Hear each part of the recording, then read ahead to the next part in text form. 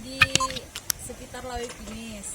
Kami harap adalah bantuan dari Dinas Pendidikan. Syederelun Sekolah PAUD Desa Lawe Pinis, Kecamatan Darul Hasanah, Kabupaten Aceh Tenggara diterjang banjir bandang.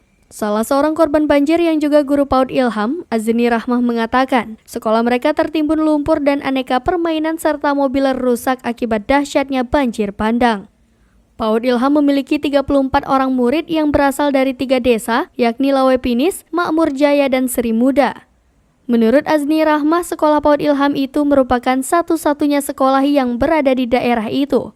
Mereka berharap Dinas Pendidikan dan Kebudayaan atau Disdikbud Aceh Tenggara dapat memberikan bantuan alat permainan edukatif atau APE, mobiler, dan buku bacaan bagi murid dan guru. Selanjutnya, sejak terjadinya banjir bandang pada tanggal 1 November 2022, aktivitas belajar mengajar menjadi terhenti. Mereka berharap sekolah ini segera dibenahi sehingga aktivitas belajar mengajar di PAUD Ilham normal kembali. Dari Aceh Tenggara, Asnawi Lui, Serambi On TV. Banjir di sekitar Lawe Pinis. Kami harap adalah bantuan dari Dinas Pendidikan karena adanya banjir kami mengalami kerusakan mainan dan terhentinya keaktifitasan anak sekolah. Berapa jumlah muridnya?